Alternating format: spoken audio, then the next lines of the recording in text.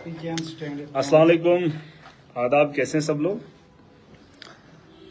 मैं कश्मीर आया था, कल आया था, बाई एयर आया था। कल मुलाकात उमर साहब से करनी थी, नहीं हो पाई। एलजी साहब से हो गई।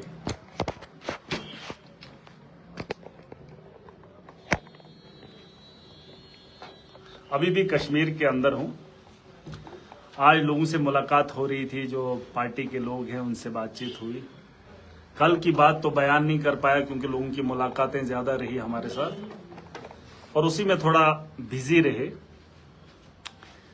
चाहता था कि कश्मीर की सरजमीन पे जाऊं, प्रेस कॉन्फ्रेंस करूं क्योंकि बहुत लोग इंतजार कर रहे थे हमारे जलसे का। क्योंकि बहुत पहले, आपको पता होगा, कुछ महीना लगभग बीतने को है कि हमारा शेड्यूल जो था वो दिया था ऑलरेडी, तो उसको होने नहीं दिया। अब परेशानियां किस किस्म की हैं मुझे समझ में नहीं आ रही। आज मैंने ये सोचा था कि हम प्रेस कॉन्फ्रेंस करें। अब कश्मीर के अंदर एक प्रेस क्लब है, वहां पे कुछ मेंटेनेंस का काम है, वहां पे प्रेस कॉन्फ्रेंस हम लोग नहीं कर सकते। अब हमारा एक कहीं पे घर था, उस घर के अंदर कुछ ऑफिस था और हमने सोचा कि वहां पे टेबल लगा होगा, कुर्सी लगी होगी, तो आवाम के सामने अपनी बात रखेंगे। कुछ मीडिया के लोग आए जो पुलिस के कहने पे भाग गए। मैं स्टेट का प्रेसिडेंट हूं, डिस्ट्रिक्ट डोडा का एमएलए हूं। मुझे बात करने के लिए पुलिस से परमिशन लेनी है, उन लोगों से परमिशन लेनी है। मैं प्रेस कॉन्फ्रेंस कर सकता हूं कि नहीं कर सकता हूं।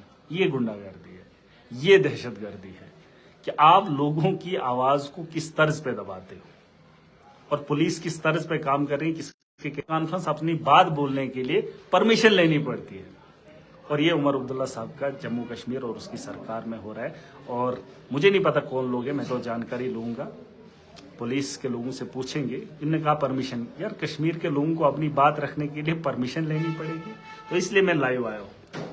बहुत सारे मुद्दे हैं। कल मैं गया था एलजी साहब के पास, मैंने उनसे पूछा कि ये जो मामलात हैं, यूटी का माहौल है, लोगों ने मैंडेट दिया है और मैंडेट में कुछ लोगों को मंत्री बनाया है, कुछ एमएलएज हैं, क्या उन लोगों के पास जो ताकत है उस ताकत को आपकी तरफ से रुकावट है, या तो अगर वो नहीं कर रहे हैं तो क्या वो आप काम कर सकते हैं। तो उन्होंने साफ इनकार किया, कहा कि इन कामों में मेरा कोई भी मुदाखलत नहीं है। उमर साहब को पूछते हैं, वो कहते हैं कि हमें सरकार चलाने में कोई दिक्कत नहीं है। अब सही क्या है, गलत क्या है, जमीनी सतह पर आम आदमी को हुकूक की अदायगी नहीं हो रही है। या तो उमर साहब खुल के कहें तो बात बनेगी। अगर एलजी या सेंटर की सरकार काम नहीं करने दे रही है तो लड़ाई लड़नी पड़ेगी। और जिस तरीके से मैं देख रहा हूं कि प्रेस कॉन्फ्रेंस मीडिया वालों को यहां पर मेरे व्यूज लेने के लिए रोका जा रहा है, ये दहशतगर्दी है, ये गुंडागर्दी है। बहरहाल, इसके अलावा बहुत सारे लोगों का सवाल था कि क्या कश्मीर के लोगों ने गलत किया कि एनसी को मैंडेट दिया। देखिए, लोगों को उस वक्त उन लोगों ने वो चीजें दिखाई, सपने दिखाए, वो ख्वाब दिखाए कि हम ऐसा करेंगे फिर वैसा करेंगे। लोगों ने अपनी ताकत तो दे दी। अब उमर साहब का एहसास है, इस वक्त तो लोग बदला नहीं ले सकते हैं क्योंकि वोट की ताकत उन्होंने दे रखी है। फैसला उमर साहब ने करना है और वोट दिया था आवाम की बेहतरी के लिए, लेकिन बात नहीं कर पा रहे। तो वो लोग अगर बात नहीं कर पा रहे हैं, फिर सवाल पूछने का अधिकार मुझ जैसे आम आदमी को है और मैं वैसे भी चुना हुआ नुमाइंदा हूं। मैंने एक बात कही थी रेत की।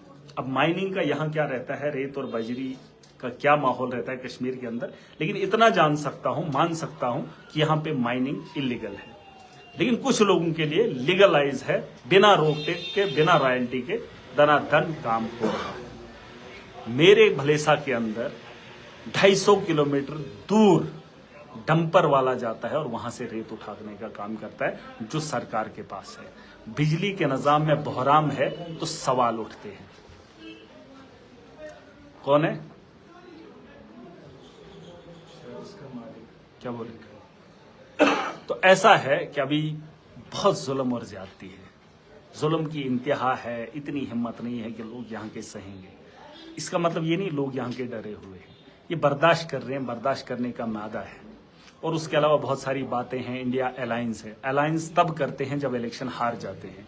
आपको याद होगा, बंगाल के अंदर चुनाव था, राहुल गांधी ने ममता बनर्जी पे बहुत कुछ बोला और वहां पे ममता बनर्जी हार गई। बहुत सारे लोगों ने कहा कि ये बड़े नेता हैं, मोदी बड़ा नेता है, फलाना नेता है, फलाना नेता है। अब हम भी तो नेता हैं, हमारी भी उम्र है। ये बात अलग है, परिवार की सियासी परिवार से नहीं आती, लेकिन समझ रखते हैं। बंगाल जीतने के लिए कांग्रेस ने ममता को हराने में पूरी ताकत लगाई। ना कांग्रेस खुद जीत पाई और ना ही ममता को जीतने दिया। लेकिन एक सवाल आपको मानना पड़ेगा, उसके बाद अलायंस ये लोग करते हैं, जब हार जाते हैं उसके बाद अलायंस करते हैं। उससे एक और बहुत बड़ा नुकसान हुआ कि मैं इंडिया अलायंस को नहीं मानता हूं। उसकी वजह यह है कि कांग्रेस ने के लिए कांग्रेस का भी कहीं ना कहीं एक बहुत बड़ा रोल है। ये तो कंप्रोमाइज करते नहीं है चुनाव में। जब चुनाव में कंप्रोमाइज नहीं होगा तो भाई साहब कैसे भाजपा को आप रोकोगे? और कौन कहेगा कि आप इंडिया अलायंस का हिस्सा हैं?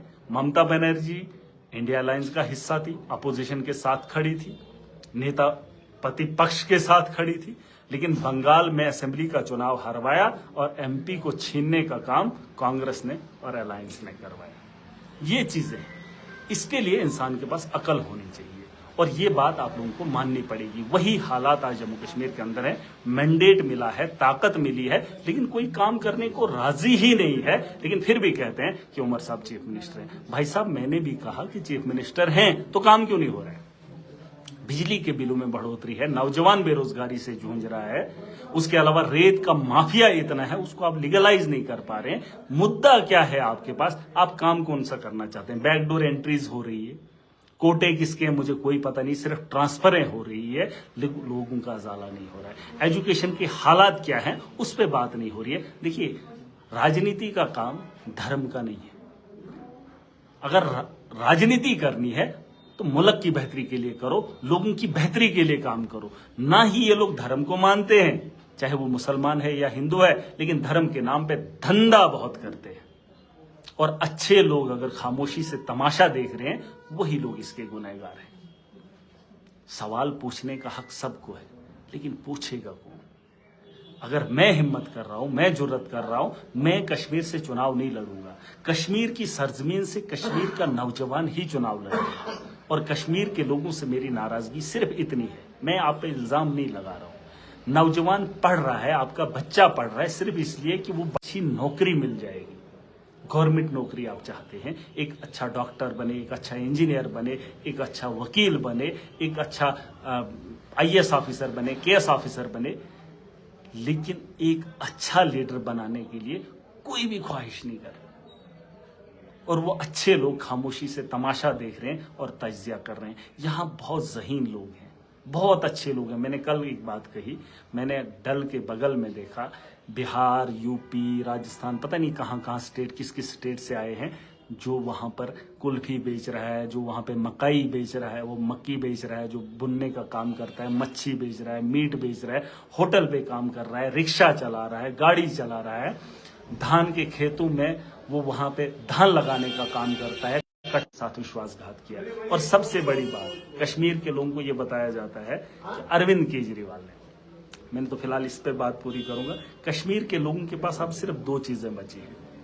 एक तो लोगों के दिलों के अंदर हमदर्दी अभी भी है, और हमदर्दी को बरकरार रखिए। बाकी काम आप किसको सौंप रहे हैं मुझे उससे अभी लेना देना नहीं है। फिलहाल अपनी हमदर्दी अपने पास रखिए, और जो खौफ है उसे निकाल लीजिए। खौफे खुदा रख लीजिए, खौफे भाजपा नहीं चाहिए, खौफे एनसी नहीं चाहिए, खौफे पीडीपी नहीं चाहिए। मुल्क जम्मू कश्मीर एक मुल्क था, मुल्क के बाद 370 फलाना डिनका और आज यूपी तक बना कर रख दिया। ये किन लोगों ने किया? बहुत सारे लोग कहते हैं कि हमें जमीनी हुकूक मिले। मुझे ये बात बताइए, जो दुनिया के अंदर किसी भी देश के अंदर किसी भी इंसान ने अगर जन्म लिया है, क्या उस पे जमीन का हक नहीं है? क्या सिर्फ कश्मीरियों ने ही चावल खाए हैं? बात चौकसरो हुई होता क्यों? और उस भत्ते के नाम पे इतनी सत्ता हो रही है, इतनी सियासत हो रही है, इतनी राजनीति हो रही है, और वो भी इतनी गंदी कि जिस ताकत को हमने दिया था, जो लोग अपने मैनिफेस्टो पे बात नहीं करते, और फिर भी लोगों को समझ नहीं आ रहा है, और लोग कहते हैं कि अरविंद केजरीवाल ने 370 को वोट किया। मैं एक सवाल पूछना चाहता हूं कि जब मुल्क था, मुल्क से इस हाल तक पहुंचाने वाला क्या अरविंद केजरीवाल था? जब 2014 में आप लोगों ने मैंडेट पीडीपी को दिया तो भाजपा के साथ जुड़े वो लोग, तो 2019 तक का माहौल किन लोगों ने बनाया? और फिर जब यूटी में चुनाव लड़े और फिर जब मैनिफेस्टो कुछ और था कि हम लड़ाई लड़ेंगे, तो आज भी खामोशी से तमाशा देख रहे हैं। और इल्जाम अरविंद केजरीवाल को, जो जम्मू कश्मीर में पहली बार मेरे जलसे में आया था, जिसको यह बताया गया कि आतंकवाद 370 की वजह से है, बेरोजगारी 370 की वजह से है, और 370 को तोड़ने के बाद यहां पर ना आतंकवाद खत्म हुआ और ना बेरोजगारी खत्म हुई। करप्शन का अंबार है, करप्शन जोरों पर है। एक आम आदमी परेशानी की जिंदगी से कभी बाहर निकला ही नहीं। लेकिन सवाल मेरा यह है कि जिन लोगों ने इतना किया और तुम लोगों ने इनको मैंडेट दिया, कश्मीर के अंदर खून बहाने वाले, खून की होली खेलने वाले और कश्मीरों का नरसिंगार करने वाले, और फिर सवाल एक वोट के लिए इतना झमेला बना रहे हैं ये लोग कि 370 को वोट दिया, 370 को वोट दिया। ठीक है, अरविंद केजरीवाल ने गलती कर ली, मान लेता हूं। अरे उसके वोट देने या न देने से कोई फर्क नहीं पड़ता, ये तब भी टूटना था। इन्होंने तो, आपने तो वोट की ताकत देकर इनको तो समर्थन दिया था यार, और आज उसी की पलटी तो तुमने मारी। और आज खामोशी है, उमर साहब की खामोशी जम्मू कश्मीर के अंदर जुल्म की अक्कासी करता है, और यहां के हालात अगर बदतर हैं उनकी खामोशी की वजह से। और ये मैं कह रहा हूं यार, अरे तुमने तो यहां हालात वैसे बनाए। दुनिया के अंदर कौन सा ऐसा मुल्क है जहां पर जमीनों पे उन लोगों का अधिकार नहीं? ये दुनिया के ऐसे ही जी रही, ऐसे ही जी रही। बस हमने खाली बत्ता खाया, बत्ते से शुरू हुआ था, बत्ते पे खत्म कर दिए तुमने। अब नए लोग वो लगाएंगे खेतों की। एक आम आदमी की जरूरियात पे काम हो। अगर इन्होंने स्कूल बनाया होता तो मैं राजनीति में नहीं आता। अगर इन्होंने हॉस्टल बेहतर किए होते, गरीबों को इलाज बेहतर मिलता, तो मैं राजनीति में नहीं आता। अगर बिजली का निजाम बेहतर होता तो राजनीति की जरूरत नहीं होती। अगर करप्शन नहीं होती, लोगों के साथ इंसाफ जमीन पे होता, सड़क पे होता, दफ्तरों के अंदर होता, तो महराज को राजनीति नहीं करनी थी। अगर ये चीजें मैं फेस कर रहा हूं, माफिया है, गुंडागर्दी है, लूट है, खसूट है, तो मुझे राजनीति में आना पड़ रहा है, क्योंकि इन लोगों को इन चीजों को ठीक करने के लिए और इनको कंट्रोल करने के लिए लीडर बनना पड़ेगा, और ये मजबूरी है। और हम तो अशरफुल मखलूकात हैं, हम तो बेहतरीन इंसान को बनाए यार। मुझे बनाया है, आपको बनाया, हम सबको बनाया। ये कोई तोहफा इन लोगों के लिए सर पे है, लोगों की इज्जत पैरों के तले रौन दी जा रही है। सवाल पूछने वाला कोई नहीं है। बताओ उमर साहब, नहीं कर सकते हो, लेकिन जुबान खोलो। आपकी बेबसी, आपकी लाचारी, आपकी चुप्पी हम लोगों को कमजोर कर रही है, और आपकी खामोशी से मैं इस कौम को इस हालत में नहीं देख सकता हूं। मैं अपने लब खोलूंगा, मैं आजाद हूं और मेरा हक है, मैं बात रखूंगा, चाहे इसके लिए मुझे कुछ भी करना पड़े। आप किस तर्ज पे आते हैं, वो लोग किस तर्ज पे आते हैं। अरे 18 साल राजनीति में हो गए, मैं उससे पहले जब सियासत में आया था, मैं आप सबके खिलाफ था। और आप कह रहे हैं कि ये वो लोग हैं, वो लोग हैं। अरे हमने दिल्ली के अंदर बेहतर इन चीजों को किया है, लेकिन आपने भी तो यहां पे करना था। अब लोगों से मेरा एक ही सवाल है कि जो गुनहगार हैं, आप उनको क्यों भूल रहे हैं?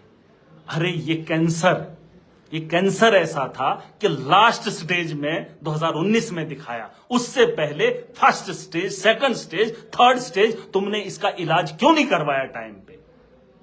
फर्स्ट स्टेज में इसका इलाज हुआ होता। अगर इंसान था, इंसान को परहेज करना, अगर वैसी चीजें खाएगा तो कैंसर की अलामतें होती हैं, बीमारियों की अलामत होती है। इंसान को समझना चाहिए मुझे ये खाना नहीं है, इससे मुझे आगे फ्यूचर में प्रॉब्लम होगी।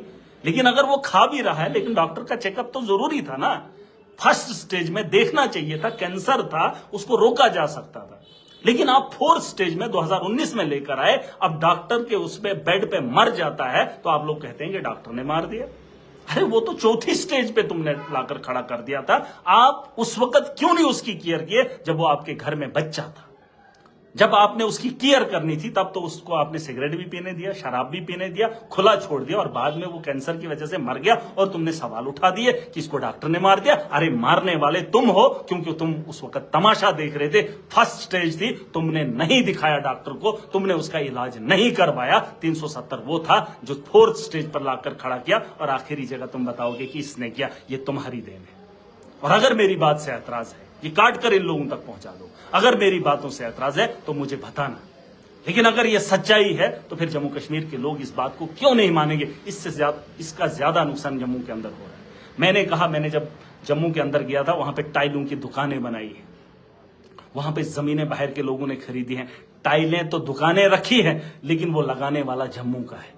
वो जमीन बेच रहा है, वो दुकानें बेच रहा है, वो लोग बिजनेस कर रहे हैं, पैसा कमा रहे हैं, और हमारे लोग मकानों को टाइलें और गाड़ियां खरीदकर वीडियो रील बना रहे हैं और अपने मुस्तकबिल के बारे में सोच नहीं रहे हैं। बीजेपी भी अपना काम कर रही है और एनसी भी अपना काम कर रही है। ये अगर लोगों के मुस्तकबिल के लिए खड़े होते तो खामोश नहीं होते। ये खामोशी, ये चुप्पी हम लोगों के लिए मुसीबत बनती जा रही है और मुझ जैसे आदमी के लिए परेशानी। मैं यहां परेशान हूं, एक आम आदमी परेशान है, लेकिन ये अपनी कुर्सी को छोड़ने के लिए तैयार नहीं। लोगों ने फैसला कर लिया था, आप लोगों को ताकत दी थी। उमर अब्दुल्ला साहब, अगर इस वक्त चुनाव होंगे, इस वक्त माहौल अलग होगा, लेकिन आपके पास ताकत है। आप सरकार में बैठकर या तो फैसले कर लीजिए या तो अपने फैसले के लिए तैयारी कर लीजिए। जब काम नहीं होता तो बैठकर क्या फायदा। हम साथ मिलकर जाकर लड़ेंगे ना किसी से। अरे तुम बात भी नहीं कर रहे हो, लड़ भी नहीं पा रहे हो, काम भी नहीं हो रहा है, तो ये चीजें भाई साहब मुझसे नहीं होंगी। मुझसे लोग सवाल करते हैं, मेरे पास लोगों का जवाब नहीं है, और उसके लिए मैं अपने तर्ज पे काम करूंगा। और मुझे पूरी उम्मीद है जो भी एडमिनिस्ट्रेटर हैं सुन लें। देखिए, मैं तो बोलूंगा भाई साहब, मुझे तो, मैंने वादा किया आवाम के साथ, मुझे वहां पर काम चाहिए। और रही बात कश्मीर के अंदर जो प्रेस कॉन्फ्रेंस थी, वो तो इन्होंने होने नहीं दी, लेकिन मेरा जो मैसेज है, उनके कुछ सवाल होते वो जवाब भी देता। लेकिन अगर आपको भी कुछ सवालात हैं वो बता दीजिएगा, लेकिन गिले मुझसे मत कीजिए। 2014 में हमारी पार्टी, 13 में जो है हम सरकार में आए, लोगों को ये बताया, फिर वो बताया कि कैंसर लास्ट स्टेज में थी, बस इसको वहां वेंटिलेटर पर बिठा दिया था, इल्जाम डॉक्टर पे लगा लिया कि इसने मार दिया। गुनहगार वो हैं जब बचपन गुजार रहे थे तब उस बच्चे की फिक्र करनी थी। वो तंबाकू पी रहा था, वो शराब पी रहा था, लेकिन वो बड़े होकर भी उसे नहीं रोके। फर्स्ट स्टेज में डॉक्टर के पास नहीं लिया, इलाज नहीं किया, second stage, third stage, last stage में फिर इल्जाम लगाएंगे उसको। अरे जिनको लगाना है उनके सामने बोलने की हिम्मत तो करो यार। आप इनको नहीं बोल सकते, ये भाजपा को क्या बोलेंगे। लीडर चुनो जो आवाम की रहबरी करे। कश्मीर के अंदर सिर्फ अगर कमी है तो वो लीडर्स के खामोश हैं, देख रहे हैं, लेकिन गुनहगार हैं। सवाल आपसे भी पूछे जाएंगे, आप तमाशा क्यों देख रहे हैं।